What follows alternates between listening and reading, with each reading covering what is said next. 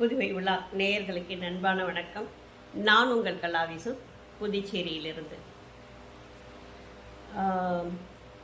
I'm sorry Ayyappa, கோவிலுக்கு நான் வந்தால் தப்பாப்பா அப்படின்னு ஒரு பாட்டு நம்முடைய புகழ்பெற்ற இசைவாணி என்ற ஒரு பாடகி.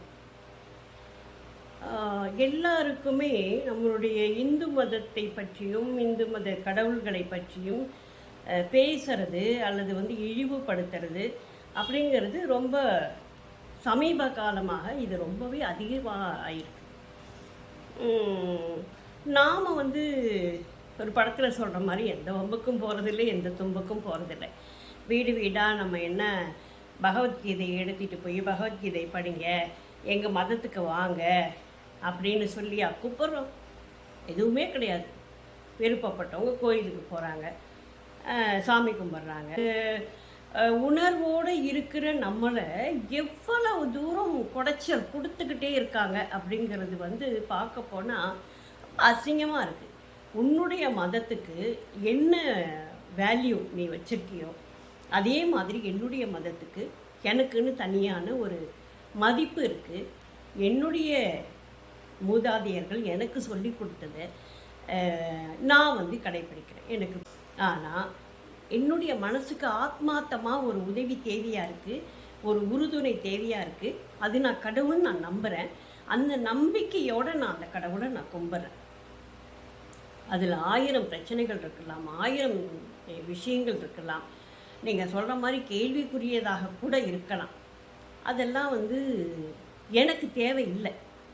என்னுடைய மனம் எதை விரும்புகிறதோ அதை நான் கும்பிட்றதுக்கு எனக்கு சகல உரிமைகளும் இருக்குது. உங்களை நாங்கள் கோயிலுக்கு போக வேணாம், சர்ச்சுக்கு போகாதீங்க அப்படின்னு சொல்கிறோமா? இல்லை இஸ்லாமிய சகோதரர்களை பற்றி நாங்கள் ஏதாவது பேசுகிறோமா? எதுவுமே கிடையாது. அவங்கவுங்க மதம், அவங்கவுங்க நம்பிக்கை, அவங்கவுங்களுடைய கடவுள், அதை வணங்குறதுக்கும் அதை கொண்டாடுறதுக்கும் அவங்களுக்குன்னு தனி உரிமை இருக்குது, தனி சிறப்பு இருக்குது, எல்லாமே இருக்குது. நாங்கள் வீடு வீடாக போயிட்டு எங்கள் மதத்துக்கு வாங்க அப்படின்னு கூப்பிட வேண்டிய நிலைமையில் இல்லை. நாங்கள் பெரும்பான்மையாக இருக்கிறோம் அப்படிங்கிற ஒரு பெருமை எங்களுக்கு இருக்குது. கடவுள் வச்சுருக்கீங்கன்னா அது எங்களுடைய உரிமை. எத்தனை கடவுள் வேணாலும் நாங்கள் வச்சுப்போம். அதை கேட்கறதுக்கு நீங்கள் யாருங்க? உங்களுக்கு என்ன உரிமை இருக்குது? முதல்ல சஷ்டி கவசத்தை ஒருத்தர் கிண்டல் பண்ணார் பாருங்க. அன்னைக்கே அந்த ஆளை பிடிச்சி உள்ளே போட்டிருந்தாக்கா இன்றைக்கி இசைவாணி வரைக்கும் வராது. இன்றைக்கி ஒரு பெண்ங்கிறதுனால நீங்கள்லாம் அடிக்கிறீங்க, பாவமாக இல்லையா? என்ன கேள்வி? ஒரு பொண்ணுன்னா என்ன வேணால் பேசிடலாமா? கருத்து சுதந்திரம் இருக்குங்க. அதுக்காக நீங்கள் அடுத்தவங்க மனசெல்லாம் கஷ்டப்படுத்திகிட்டு இருப்பீங்க, கேவலப்படுத்திகிட்டு இருப்பீங்க. அதை நாங்கள் கேட்டுட்ருக்கணுமா? என்னைக்கோ பாடின பாட்டுக்கு இன்றைக்கி என்ன அப்படின்னு ஒரு கேள்வி. வரைமுறை இல்லாத விமர்சனங்கள் இன்றைக்கு மிக அதிகமாக இருக்குது. இதெல்லாம் தேவையில்லாத விஷயங்கள். ஐயப்பன் கோயிலுக்கு ஏன் பெண்களை விட மாட்டேங்கிறீங்க? அதுக்கு ஒரு பெரிய தாத்பரியமே இருக்குது. அது காடு, மலைப்பகுதி. அந்த பகுதியில் காடுகளில் என்ன உழவிட்டுருக்கோம்? சிங்கம், புலி, கரடி, யானை, இதை மாதிரியான விலங்குகள் இருக்கும். பெண்கள் அந்த 3 நாட்களில் சில பேர் வீட்டுக்குள்ளேயே சேர்க்க மாட்டாங்க, தனியாக இருக்கணும். ஏன்னு சொன்னால் விலங்குகளுக்கு அந்த வாசனை தெரியும், அடித்து கொள்றதுக்கான வாய்ப்பு, அந்த வாடை தெரியும், அதை கொள்றதுக்கான வாய்ப்பு இருக்குது. இந்த ஒரு பெரிய காரணம் தான். நான் சாதாரணமாக கோவில்களில் நிறைய கோவில்கள், ஐயப்பன் கோவிலில் தனியாக சென்னையிலலாம் இருக்குது, எல்லா இடத்துலையும் இருக்குது. எல்லா கோயில்லையுமே இப்போ ஐயப்பனை வச்சு வழிபட ஆரம்பிச்சிட்டாங்க. அங்கெல்லாம் பெண்கள் போய்கிட்டு தான் இருக்கிறோம். எதுவாக வேணாலும் இருக்கட்டுங்க, அது எங்கள் மத நம்பிக்கை, எங்களுடைய உரிமை. அதை கேள்வி கேட்கறதுக்கு நீங்கள் யார்? நீ இந்து மத பொண்ணு கூட கிடையாது, கிறிஸ்டின் பொண்ணு. நீ எதுக்கு இதை பற்றி பேசுகிற? உனக்கு என்ன உரிமை இருக்குது? நீ யார்? யாரோ எழுதி கொடுத்தாங்கன்னா கூட இதெல்லாம் நான் பாட மாட்டேன் அப்படின்னு சொல்லி மறுக்க வேண்டிய பெரியார் பேத்தியான். எனக்கு புரியல. பெரியார் கடவுள் மறுப்பு கொள்கை உள்ளவர். அப்புறம் நீங்கள் ஏன் கோயிலுக்கு போகணும்? கடவுளே இல்லைங்கிறீங்க.